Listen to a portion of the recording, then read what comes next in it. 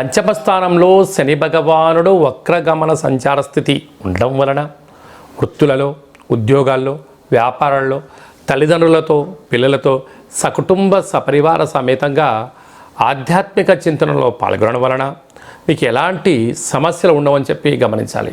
నూతనంగా వివాహమైన వారికి సంతాన యోగం, తల్లిదండ్రుల నుంచి పిల్లలకు రావాల్సిన స్థిర చరాస్తులు వారి సొంతమైతే 6వ స్థానంలో రాహు సంచారం చేయడం వలన కొందరు అంతర్గతమైన విషయాలను, అంటే మీ ఫోన్లో ఉండబడిన డేటా కానీ, ఫోన్లో ఉండబడినటువంటి బ్యాంకు లావాదేవీలు కానీ, ఓటీపీలు కానీ, స్థిర చరాస్తులపైన కొందరు కన్నేశారు. తస్మాత్ జాగ్రత్త. అష్టమంలో దేవగురు బృహస్పతి సంచారం చేయడం వలన తీర్థయాత్ర కార్యక్రమాల్లో కానీ, విదేశాలకు వెళ్ళాలనేటువంటి తొందరలో కొందరు మిమ్మల్ని రాంగ్ ట్రాక్ ఎక్కించడం, ఉచిత సలహాలు కదా అని చెప్పి అన్నీ తీసుకోవద్దు. అది ధర్మము, న్యాయము, అది 10 మంది చేసిన పనులలో విజయం